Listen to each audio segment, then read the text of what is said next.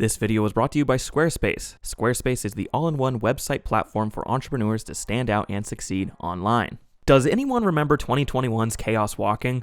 Although the film is based on a popular book series and it features 2 stars from some of the biggest media franchises of the era, this film completely bombed at the box office and has been pretty forgotten. It seriously feels like a fever dream of a film that shouldn't exist. But I can attest that it does exist, because I unfortunately watched it. Probably the most notable part about this film is it took forever to make and release in theaters, which is why in this video, I want to explore the complicated production history behind this movie, try and analyze what exactly went wrong, and offer up some of my personal thoughts on the film. But before we do that, I'd like to talk to you about the sponsor of today's video, Squarespace. If you're an entrepreneur looking to create your own professional website, online store, portfolio, or blog, then Squarespace is the perfect spot for all your website needs. Squarespace's design intelligence offers unlimited creative control. From customizable templates to pre-built layouts, you can craft a personalized website tailored to you and your brand's specific needs. Not only that, but Squarespace makes it so easy to sell access to content on your websites, like online courses, blogs, videos, and memberships, and allows you to earn recurring revenue by gating your content behind a paywall. So go to squarespace.com for a free trial, and when you're ready to launch, go to squarespace.com/IsenhartProductions to save 10% off your first purchase of a domain or website. Once again, thank you so much to Squarespace for sponsoring this video. Now back to Chaos Walking.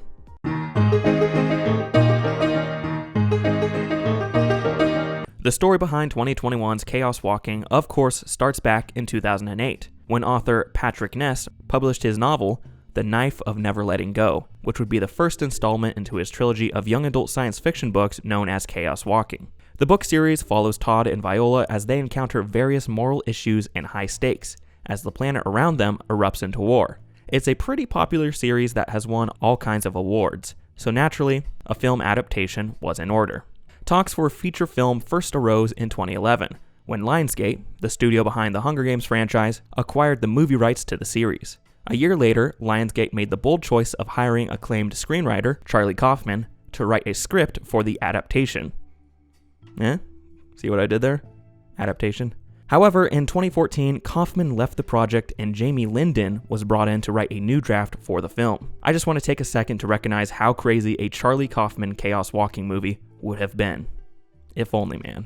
In addition to Jamie Linden, the script was also allegedly worked on by Lindsay Beer, Gary Spinelli, John Lee Hancock, Christopher Ford, and Patrick Ness himself. However, the final product only credits Ford and Ness as the screenwriters. For the main characters of Todd and Viola, Lionsgate attached 2 stars from some of the biggest franchises of the era, those being Tom Holland and Daisy Ridley.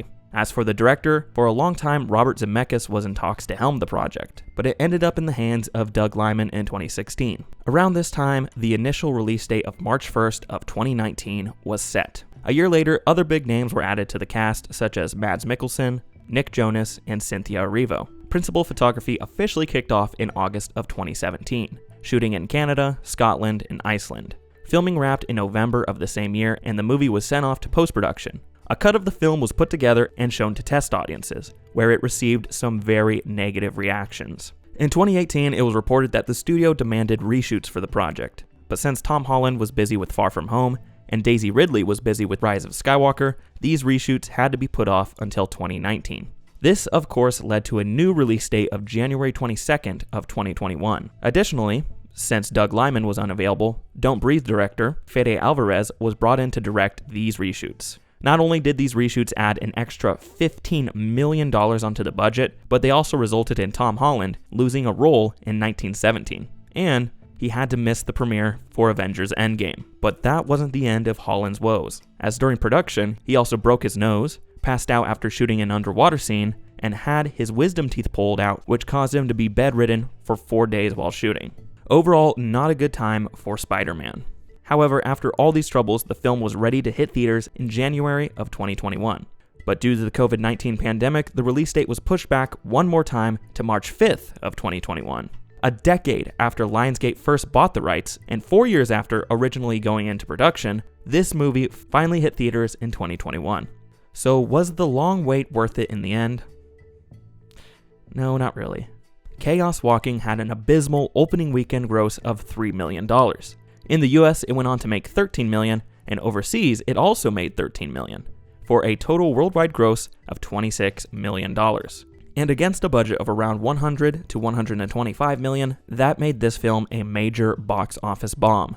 Not only was it a commercial flop, but it was also a critical flop. The movie currently holds a 21% critic score on Rotten Tomatoes, a 5.7 out of 10 on IMDb, and a 2.4 out of 5 on Letterboxd. However, it does have a 71% audience score on Rotten Tomatoes, so obviously it must have landed with some people. Now that we know the history of this film, let's talk a little about why it failed. Chaos Walking failed because it was released during the pandemic. Alright, video's over. Everyone go home. Okay, hold on, don't go yet. I still have more things I want to say about why this failed. Chaos Walking is a film that was never going to succeed. Lionsgate knew it would be a flop no matter when they released it, so they dropped it during the pandemic so they had a good excuse for why it failed, and they could sweep the whole mess under the rug and hope people forgot about it. This was a movie that had been a thorn in the studio's side for years. From the disastrous test screenings in 2017, to the expensive reshoots in 2019, to the numerous release date changes, this film had been getting bad press for 4 years straight. And even before that, Lionsgate spent who knows how much money bringing in a whole list of different writers to tinker on the script to try and make it work. When people discussed this film, all they talked about were the production troubles, and how it was never going to come out, and how if it was going to come out, it was going to be a mess. So the best course of action was to drop the film with the littlest amount of marketing, so people would forget about this failure and the company could spend more time, money, and attention to their other projects they knew had a chance. It's very reminiscent of the stunt that Disney pulled with Artemis Fowl, as they dumped that film on their streaming service with very little fanfare in the hopes that people would forget about it. Then 3 years after it came out, Disney took it off their platform altogether. And just like Chaos Walking, Artemis Fowl was also a project that suffered in production hell for a long, long time. Not to mention, Chaos Walking just came out way too late. It might have worked if it came out in the middle of the YA novel boom of the early 2010s, but this film came out long after those kinds of movies weren't really selling anymore, and Lionsgate had to have known this, as they watched their Divergent franchise disintegrate in front of their eyes, and saw other failed franchise starters go out and fail as the subgenre was coming to an end. I think that Lionsgate realized too late that they dumped too much money into a movie that wouldn't work, so they sent it out to die on purpose so they could use it as a tax write-off. And they did this without a care in the world about the creatives that helped make the film or the fans of the source material who wanted an adaptation that was treated with respect. Now, I've personally never read the books, but if I was a fan, I would be very pissed off at Lionsgate for how they handled this movie. Not only because the film turned out so bad, but it seemed like no one marketing or distributing this movie even cared. But let me offer up some of my personal thoughts on why I think the film is so bad.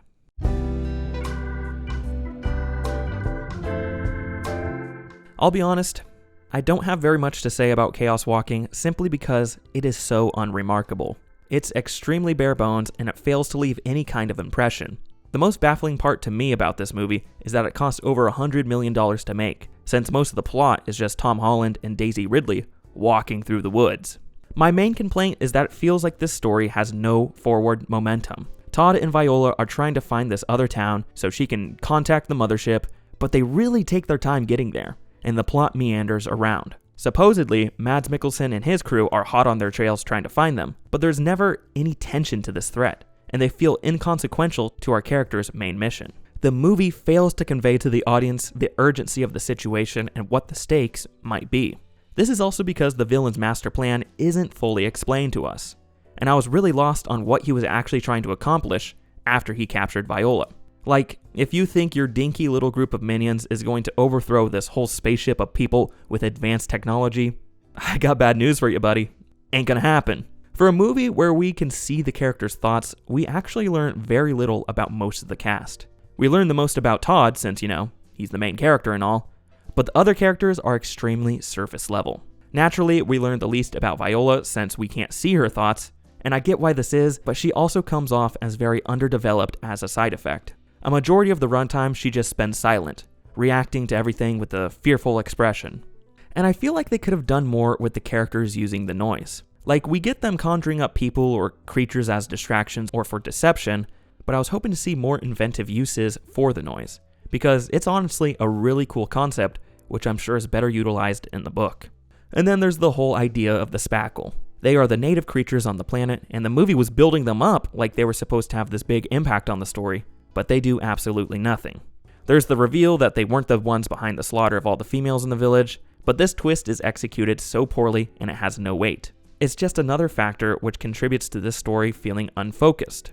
I liked these little bits of world building, but by the end of the movie, it all comes off as boring and derivative. I'm sure the world building is much stronger in the books, but this movie does very little with such interesting concepts.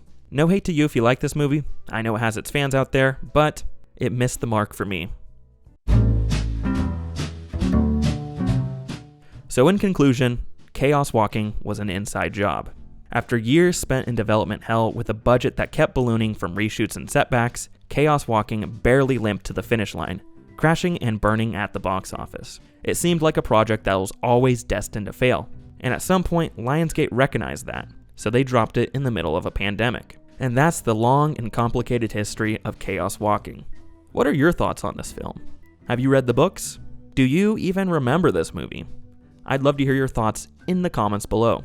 This has been Tom from Isenhart Productions, and thank you so much for watching. I'll see you next week.